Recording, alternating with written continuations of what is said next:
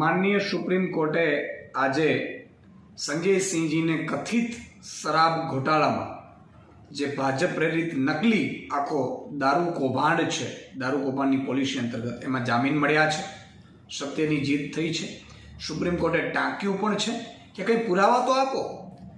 Even કોઈના વિરુદ્ધ પણ પુરાવા નથી, પણ પીએમએલએ અંતર્ગત આમ આદમી પાર્ટીના તમામ નેતાઓને જેલમાં નાખી, આમ આદમી પાર્ટી ખતમ કરી, આમ આદમી પાર્ટીના નેતાઓને જોડતોડ કરીને ગમે તે રીતે ખતમ કરવા આખું ષડયંત્ર ભાજપે રચ્યું છે.